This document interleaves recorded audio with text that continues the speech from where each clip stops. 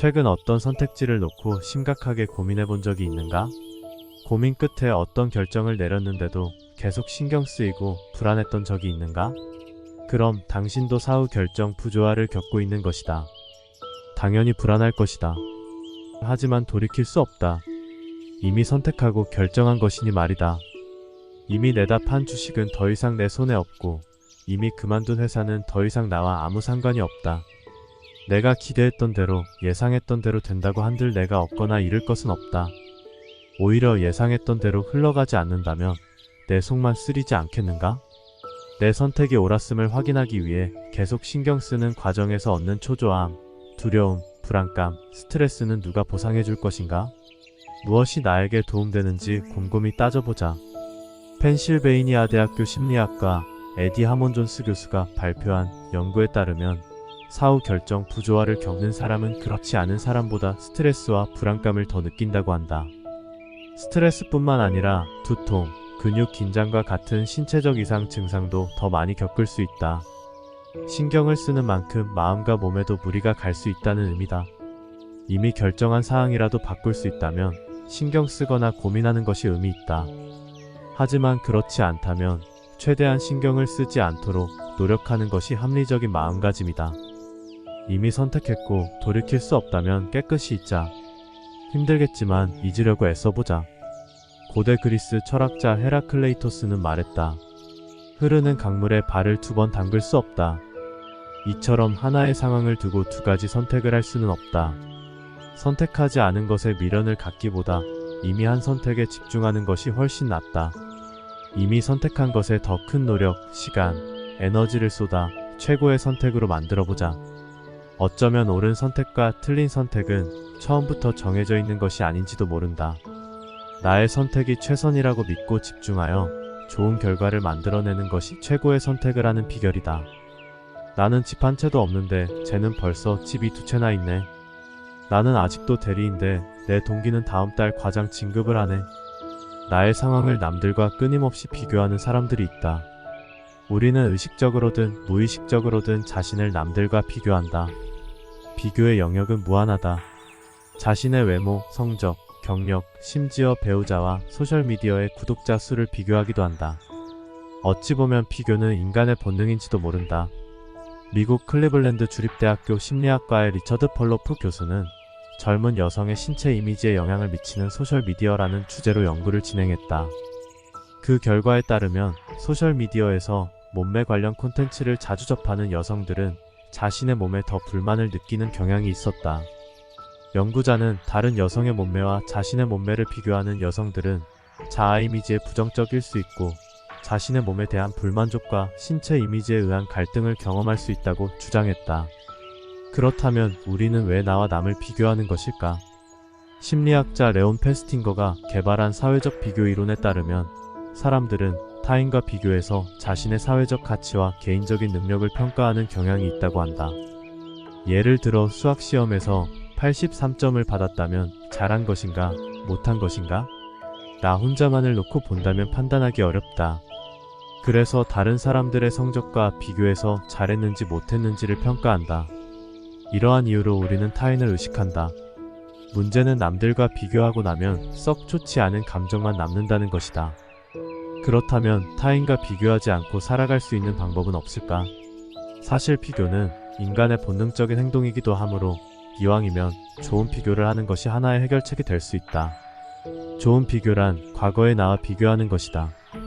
기대했던 성적이 나오지는 않았지만 그래도 예전보다 조금 오르긴 했네. 최근에 주가가 내려가서 힘들기는 하지만 그래도 처음 샀을 때에 비하면 올랐잖아. 여전히 그 사람과 불편하게 지내고 있긴 하지만 그래도 예전 관계에 비하면 나아지긴 했지.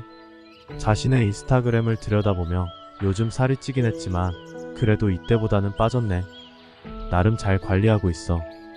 미국 펜실베이니아 대학교 심리학과의 캐서린 클레인 교수는 직장인을 대상으로 공동 연구를 진행한 결과 과거의 자신과 비교하는 빈도가 높은 직장인은 업무 몰입도와 업무 지속성이 높다고 한다. 과거의 자신보다 조금이라도 더 나아졌다고 느끼면 자신이 하는 일에 더 집중할 수 있고 더 끈기를 가질 수 있다는 의미로 해석할 수 있다. 하고 있는 일을 성공적으로 끝낼 가능성도 커진다. 남보다 나은 것이 아니라 어제의 나보다 더 나은 것이 중요하지 않은가?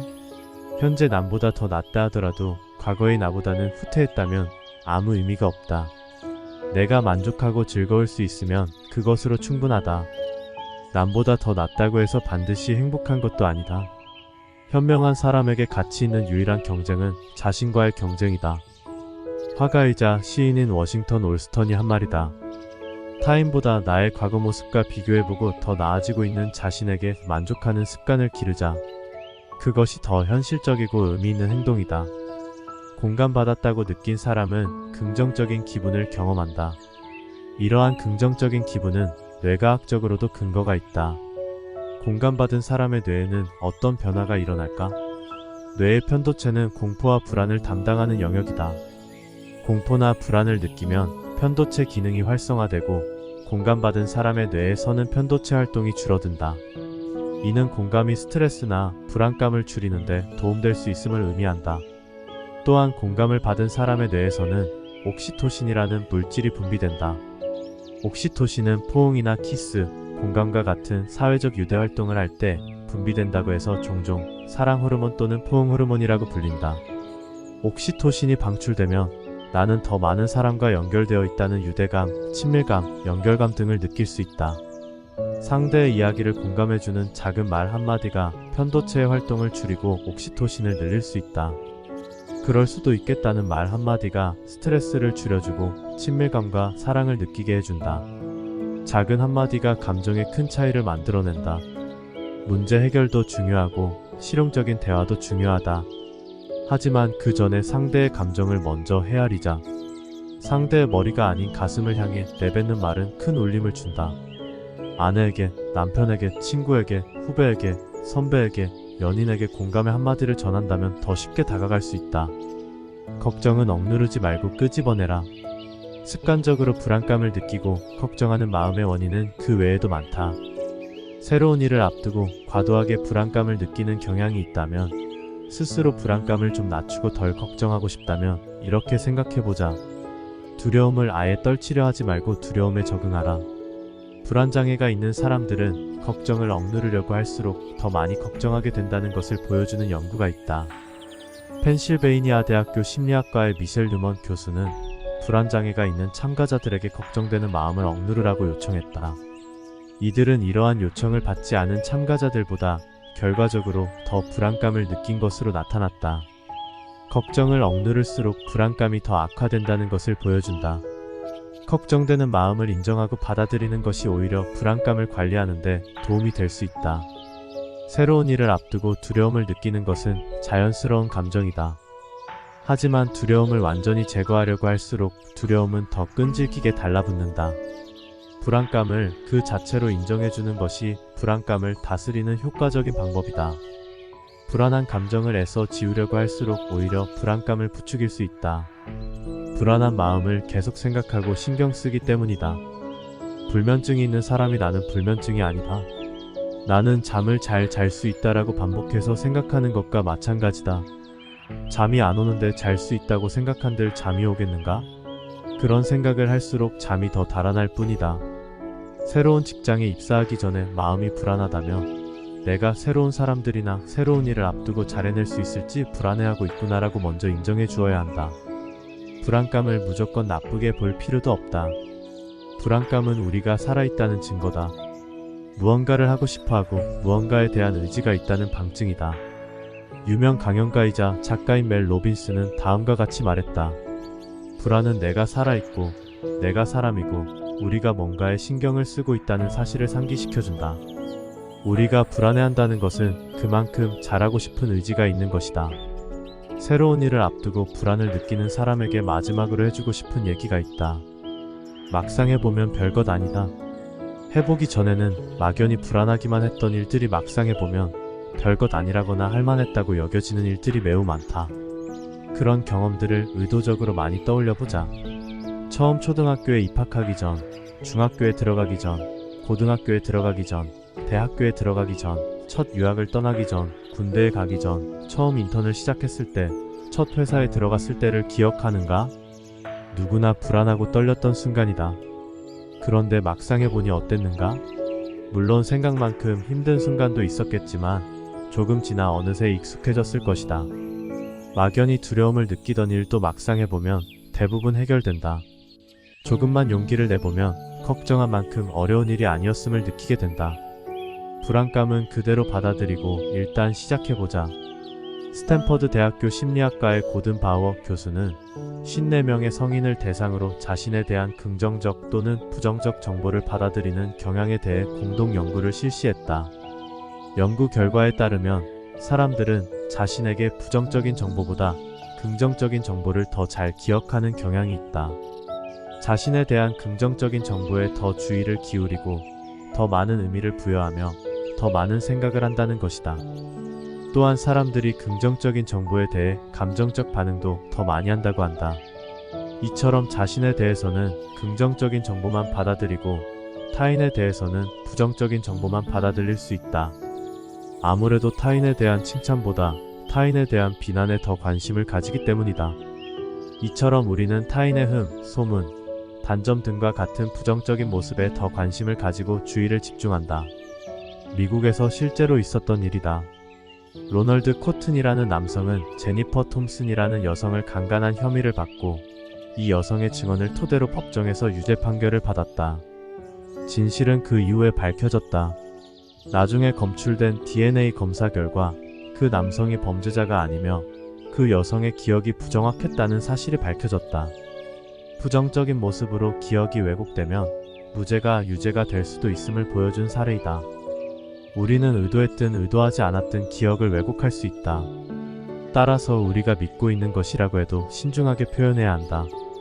특히 타인에 대한 안 좋은 소문, 모습, 행동을 기억할 때는 좀 더 주의를 기울이자. 기억을 자주 왜곡하는 사람들을 대하는 가장 좋은 방법은 증거를 남기는 것이다. 그런 사람들과 중요한 이야기를 할 때는 메시지로 남기는 것이 좋다. 상대에게 글로 남겨서 나중에 잊어버리는 것을 방지할 수도 있고, 나는 당신이 하는 말을 중요하게 생각하고 메모하는 사람이라는 이미지를 심어줄 수 있다. 물론 모든 상황에서 상대가 하는 말을 글로 남기는 것이 쉽지는 않겠지만 가능한 범위 내에서 최선을 다해보자. 나중에 불필요한 갈등이 일어났을 때를 대비해서 말이다. 회사에 다닐 때 스펙만으로 사람들을 평가하는 임원이 있었다. 심지어 처음 만나는 사람에게도 출신 학교와 부모님의 직업 등을 묻곤 했다. 자신이 담당하던 팀과 사업부도 자신이 원하는 스펙에 맞는 사람들을 데려왔다. 스펙만으로 상대를 평가하는 사람은 누군가를 소개받거나 얘기를 들으면 그 사람이 가진 조건이나 배경부터 궁금해한다. 무슨 일을 하는지, 현재 살고 있는 집은 어느 지역인지, 어느 학교를 나왔는지, 해외 경험은 얼마나 되는지, 집안의 경제력은 어떤지, 부모님은 무엇 하시는지를 먼저 물어본다. 상대의 인성이나 실제 능력보다 외적인 조건을 더 중요시하는 사람들의 심리는 무엇일까? 첫 번째, 자신이 내세울 만한 스펙을 가지고 있기 때문이다. 자신이 좋은 대학을 나왔고 부모님이 좋은 직업을 갖고 있고 좋은 집안에서 태어났다면 다른 사람을 바라볼 때도 그러한 기준들이 우선시될 수 있다. 심리학의 자기강화 이론에 따르면 사람들은 자신이 가진 것을 긍정적으로 바라보고 이를 통해 자존감을 높이고 싶은 욕구가 있다. 그래서 자신이 가지고 있는 것을 기준으로 다른 사람을 평가한다. 자신에 대해 뿌듯함을 느끼는 것을 타인을 통해 다시 한번 들여다보는 심리다. 예를 들어 학업 성취도가 우수한 학생은 다른 사람을 평가할 때도 학업 성취도를 우선시할 수 있다. 비싼 차를 타는 사람은 다른 사람이 어떤 차를 타는지 관심을 가진다. 마찬가지로 자신이 괜찮은 외모를 지녔다고 생각하는 사람은 상대의 외모를 중요시하고 부유한 가정에서 태어난 사람은 상대의 경제력과 사회적 지위를 더 중요하게 여길 수 있다. 두 번째, 사람의 배경과 능력은 비례한다는 편견 때문이다. 물론 더 좋은 대학을 나오고 더 좋은 집안에서 자라고 더 좋은 외모를 지닌 사람들이 더 좋은 능력을 갖추고 더 좋은 결과를 낼 수도 있다. 하지만 좋은 배경이 없는 사람은 실력도 뛰어나지 않을 것이라는 생각은 편견이다. 그들은 개천에서 용 난다는 말을 절대 믿지 않는다. 하지만 덜 좋은 대학을 나오고 덜 좋은 집에서 자라고 덜 아름다운 외모를 지닌 사람들의 능력이 부족하고 더 안 좋은 결과를 내는 것은 아니다. 암묵적 편견은 사람들이 인종, 성별, 사회 경제적 지위에 근거하여 무의식적인 편견을 가질 수 있다는 의미다. 이러한 편견을 가지고 스스로 인식하지 못하는 사이에 타인의 특정한 배경에 관심을 갖는 것이다. 미국 노스웨스턴 대학교 경영학과의 로런 리베라 교수는 연구를 통해 첩수된 이력서의 다른 내용이 모두 유사한 경우 채용 담당자는 자신의 회사와 문화적 유사성이 높은 지원자를 우선적으로 선택하는 경향이 있음을 발견했다. 자신의 회사에 이미 근무하고 있는 사람들과 비슷한 성향과 문화적 배경을 지닌 사람들을 더 높이 평가한다는 의미다. 자신과 비슷한 점을 가지고 있는 사람을 선호하는 심리는 기업의 인사 채용에도 적용된다. 물론 내가 가지고 있는 조건이나 능력을 자랑스러워하는 것은 당연하다. 하지만 내가 가지고 있는 것을 다른 사람이 가지고 있지 않다고 해서 평가절하해서는 안 된다. 세상 모든 사람들이 나와 똑같은 조건을 가질 수는 없다. 나와 같은 조건이나 배경을 갖고 있지 않은 사람 중에도 얼마든지 훌륭한 사람들이 있다. 상대는 내 눈에 보이지 않는 빛나는 보석을 갖고 있을지 모른다. 나의 기준으로 특정한 배경이나 스펙을 전부라고 생각해서는 안 된다. 뉴욕타임스의 칼럼니스트이자 퓰리처상을 수상한 작가 니콜라스 크리스토프는 다음과 같이 말했다. 재능은 보편적이지만 기회는 그렇지 않다. 재능이나 능력은 결코 특권층 출신이거나 최고의 교육을 받은 사람들에게만 부여되는 것이 아니다. 자신의 재능이 무엇인지 아직 모르는 사람은 있어도 자신만의 재능이 없는 사람은 없다. 재능은 누구에게나 있다. 집안, 교육, 경제력, 나라, 인종을 떠나 누구나 재능을 가지고 있다. 단지 재능을 발견하고 발휘할 기회를 제대로 만나지 못할 뿐이다. 당신이 나무를 오르는 능력으로 물고기를 판단한다면 당신은 물고기가 능력이 없다고 여기며 평생을 살아갈 것이다. 물리학자 알버트 아인슈타인이 한 말이다. 배경에 가려진 그 사람의 진짜 능력과 재능을 알아보아야 한다. 암묵적 편견에 사로잡히면 능력을 발휘할 기회조차 주지 못할 수 있다. 현재 가지고 있는 외적인 조건만으로 평가한다면 상대의 무궁무진한 잠재력을 알아보지 못하게 된다. 성공은 현재의 능력보다 이러한 잠재력에 좌우되는 경우가 많다. 속 깊은 대화를 유난히 꺼리는 사람들이 있다. 좀 진지한 얘기를 나눠보고 싶어도 항상 농담처럼 받아들이며 좀처럼 속내를 드러내지 않는 사람들이 있다. 캐나다 토론토 대학교 심리학과의 브래포드 교수는 공동 연구를 진행한 결과 어떤 사람들은 자신의 불편한 감정이나 스트레스에 대해 다른 사람들에게 표현하는 것을 꺼리는 경향이 있다고 보고했다. 자신의 부정적인 감정을 타인에게 표현하는 것을 왜 주저할까? 아마도 자신이 스트레스를 받는다는 것 자체를 남에게 보여주기 싫은 약점으로 여기기 때문이다. 또는 자신이 부정적인 이야기를 하면 상대가 부담스러워할까봐 조심스러울 수도 있다. 미국 조지타운 대학교 조직행동학과의 크리스틴 피어슨 교수가 직장인을 대상으로 험담에 대해 공동 연구한 결과 98% 이상이 직장에서 험담이나 부적절한 행동을 목격하거나 경험한 적이 있다고 응답했다. 얼마나 많은 직장인이 험담으로 인해 마음고생을 하고 있는지 알 수 있는 연구 결과이다. 누군가에 대한 험담을 들을 때도 있고 내가 험담의 대상이 되기도 한다. 남의 험담을 들을 때 처음에는 재미있고 흥미롭다. 하지만 험담을 습관처럼 하는 사람의 이야기를 듣다 보면 이 사람은 내가 없는 자리에서는 내 뒷말을 하는 것이 아닐까? 하는 생각이 든다. 뒷말을 습관적으로 하는 심리는 무엇일까? 첫 번째, 타인을 깎아내리면서 나 자신에 대해 우월감을 느끼려는 것이다. 다른 사람의 결점이나 실수를 지적함으로써 자신은 상대보다 더 유능하다는 것을 확인하려는 욕구이다. 사회적 비교 이론에 따르면 우리는 자신의 능력을 다른 사람들과 비교해서 평가하는 경향이 있다. 반대로 우리가 열등감을 느낄 때 남을 험담하거나 비판함으로써 자존감을 회복한다. 두 번째, 질투심 때문이다. 자신에게 없는 것을 다른 사람이 갖고 있다면 무엇이든 폄하하고 싶은 마음이 든다.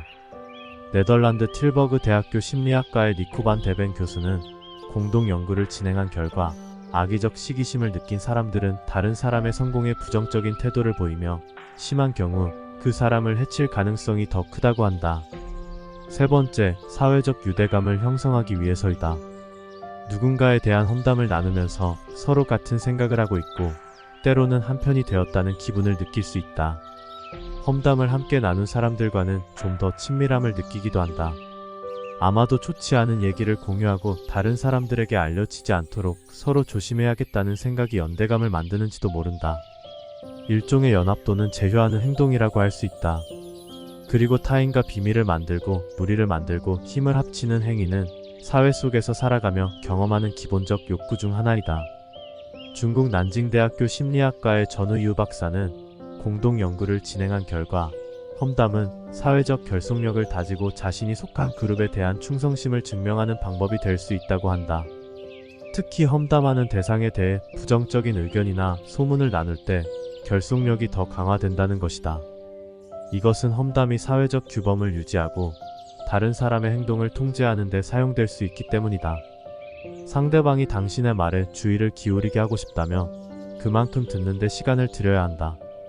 하버드 비즈니스 리뷰에 실린 연구 결과에 따르면 대부분의 사람들은 일반적인 대화를 할 때 듣는 것의 25에서 50%만 기억할 수 있다고 한다. 미국 코네티컷 대학교 비즈니스 스쿨 심리학과의 미스라 교수는 공동 연구 결과 휴대폰을 사용할 때 사람들은 대화에 덜 집중하고 상호작용의 질이 떨어지며 공감과 신뢰 수준이 낮아질 수 있다고 경고했다. 듣고 싶지 않거나 정말 안 들리거나 상대의 말을 귀담아 듣지 않고 듣는 둥 마는 둥 하는 이유가 무엇일까? 첫 번째, 듣고 싶지 않은 말이기 때문이다. 자신의 평소 신념과 다른 얘기는 당연히 건성으로 듣게 된다. 예를 들어 우리 애들도 남들만큼 학원을 많이 보내야 한다는 아내의 말, 일찍 일어나서 공부하면 집중이 더 잘 된다는 엄마의 말, 일은 정확성보다 신속함이 더 중요하다는 상사의 말, 정기적인 회식은 팀의 단합을 위해 꼭 필요하다는 팀장님의 말 등 평소에 듣기 싫은 말은 흘려듣기 쉽다. 서던 캘리포니아 대학교 심리학과의 조너스 캐플런 교수는 공동 연구 결과 평소 우리의 생각과 일치하는 정보는 더 잘 받아들이고 그렇지 않은 정보는 잘 받아들이지 않는 경향이 있다고 한다. 우리가 평소 생각과 다른 정보를 접할 때 주의를 덜 기울인다는 것이다. 두 번째, 피하고 싶은 상황이거나 다른 것에 집중하고 있을 때이다. 우선 싫어하는 사람이 하는 말은 잘 안 듣게 된다. 그리고 상대의 말에 집중하기 어려운 상황일 수도 있다. 드라마를 보고 있는데 아내가 배우의 대사나 행동에 대해 이러쿵저러쿵 자신의 생각을 덧붙여 말할 때가 있다. 하지만 나는 드라마에 집중하느라 전혀 듣지 못한다. 그러고는 아내가 그만 말하기를 바라면서 건성으로 응 하고 대답한다. 이런 상황은 일상에서 얼마든지 일어난다. 예를 들어 남편이 잉글랜드 프리미어리그 손흥민 선수의 경기를 보고 있을 때 아내가 다음 달 여행지로 어디를 가자고 한다면 남편은 거의 귀담아 듣지 않을 것이다.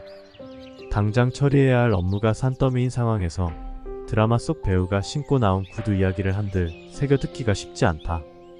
듣기 싫은 이야기는 화제를 전환하라. 상대의 말을 제대로 듣지 않으면 나중에 큰 낭패를 볼 수 있다. 어떤 일을 계획할 때 상대는 알아들었다고 여겨서 일을 진행하는데 나는 정작 모르고 있는 것이다. 그때 말했잖아라고 한들 이미 늦다. 아내의 말을 귓등으로 들었다가 가족 여행 일정에 차질이 생길 수도 있다. 회사에서 정신없는 상황에서 대충 내내 알겠습니다 라고 했다가 나중에 동료에게 불편을 끼칠 수도 있다. 나 혼자만의 피해로 끝나는 게 아니라 타인에게까지 피해를 미친다면 상황은 더 심각해진다. 평소 신념과 다른 얘기, 특히 거북한 얘기가 나올 때는 건성으로 들으면서 성의 없이 반응하는 것이 아니라 은근슬쩍 대화 주제를 바꿔본다. 예를 들어 서로 의견 차이가 심한 주제 중 하나가 정치다. 상대가 나의 정치 신념과 다른 얘기를 할 때 거북함과 불편함을 느낄 수 있다. 부부 사이에도, 부모 자식 간에도, 친구와 동료 사이에도, 친척 간에도 정치관은 많이 다를 수 있다. 특히 명절에 가족이 모인 자리에서 정치 얘기가 나오면 슬며시 대화 주제를 바꾼다. 그러게요. 그 정당에서 그런 일이 있었네요. 그건 그렇고 요즘도 골프 치시죠? 주로 어디로 가세요? 이렇게 상대가 관심 가질 만한 주제나 모두가 공감할 만한 주제로 자연스럽게 넘어간다. 견해 차이로 갈등을 빚지 않을 만한 주제를 선정하는 것이 좋다.